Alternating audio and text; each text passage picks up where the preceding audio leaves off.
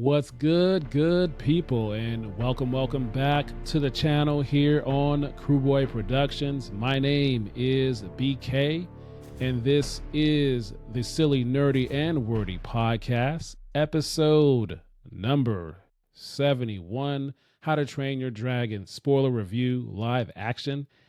And in this episode, I'll be giving my thoughts on this new DreamWorks film and why it did not work for me. So hope you will stick around for that. What's going on, everybody? I hope everybody is doing very well. Glad to be back doing another episode. I hope everyone's summer is going well. So let's get into this.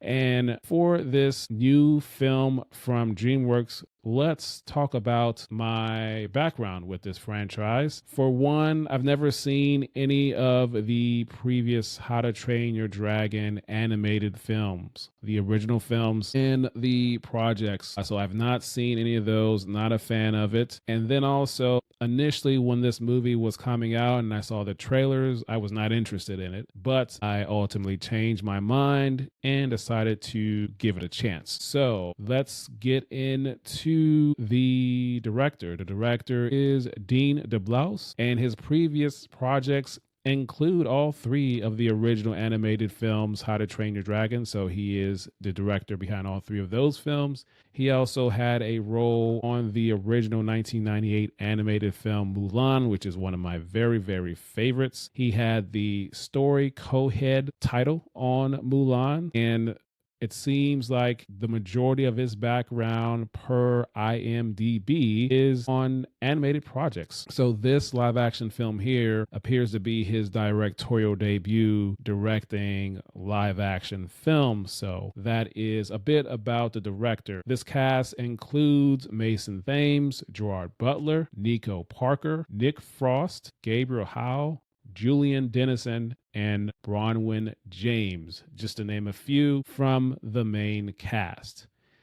And so I'm going to give my thoughts why this didn't work for me. And of course, as one person always says, movies are subjective. So sometimes you'll like it, sometimes you won't. So this film didn't really work for me for the most part until the very end, or at least until the third act of the film. There are some nice things that I did like, but this story just really kind of fell flat for me.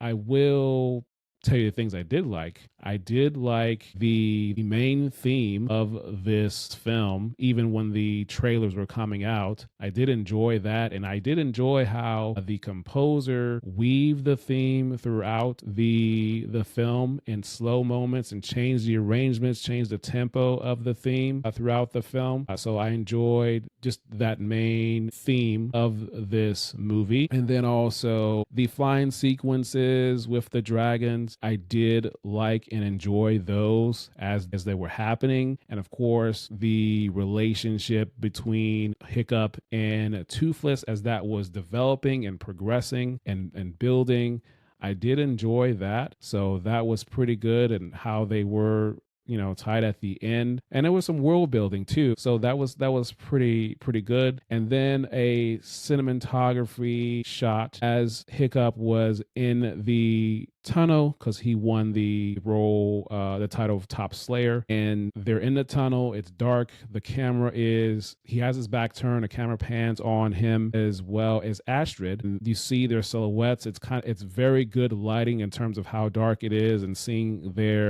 them standing there. So I do like that shot as it pans up against them. Another thing I liked was when Gerard Butler's character was speaking about his son, how he never thought, he was always a joke, and now he's going to become this Viking. And then the camera pans in on Hiccup's character, and you see the emotion on his face and how sad he is in knowing what he's about to do, because he's not going to kill this dragon. His father thinks he is. So showing that emotion on his face, I thought that was very well done by the actor. And the end of the film I did enjoy. And in the heart, there was some heart in this film as well, with the main character, Mason Thames' character, ultimately losing his leg. So for me, those were the things that I liked. But overall, this film just didn't work for me. I didn't really like it or get excited or feel good about it until the end. The story was okay. There wasn't really any standout performances for me at all. And the jokes were okay. It just fell flat until the end. But I understand that obviously there is a fan base, and I am aware of the animated films. I just never watched it, and yeah, it's a mixed bag. It was an okay film, and it was a little bit distracting, I will say, in the theater because I had people around me constantly talking. So that was not great at all. But sometimes it just doesn't work for you, and that is okay. And so let me know your thoughts. Like, did you see this film? Are you going to see this film? Did you like it? Were you excited about it? Or maybe you feel like me, maybe this didn't work for you. Maybe you had some good moments, but didn't like it overall. So I definitely would like to hear your comments. So please let me know in the comments, or let me know in a review if you are listening to this on Spotify or Apple. So let me see what else I can say. So is this a Blu-ray worthy film? I am 50-50 on it. For one, do I want to watch it again? Maybe. Do I want to know how this movie was made? Yes, of course I do. I love those things. I always want to see behind the scenes features. I want to know how they did dragon flying sequences, where the filming was there any use of the volume? So it's possible that there were. So I do want to know how that was done. But yeah, this just did not hit for me this time around. But a lot of people worked hard on this film in front and the behind the camera. So hats off to them. So, this just unfortunately just was not a good film for me. So I don't think I'll be giving it a second viewing. Yeah. So let me see if I have missed anything. I think I covered everything that I wanted to cover. And so if you like what I'm doing here, subscribe to the channel, leave a like, and again, leave a comment.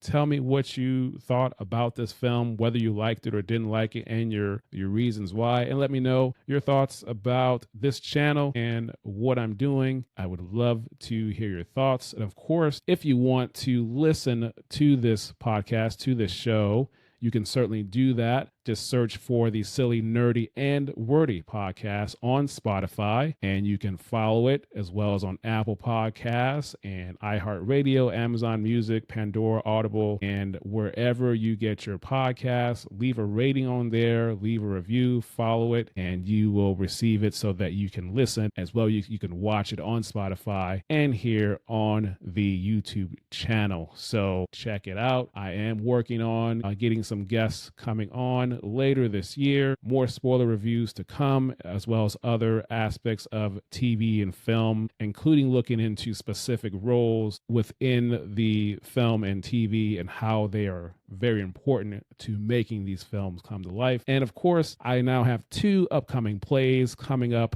later this year that I'll be going into and doing a deep dive with that, with one in July and one in October, and hopefully more to come. So that is all I'm going to have for you today. I hope this was able to give you a little bit of a break from life. So until next time, we will talk soon.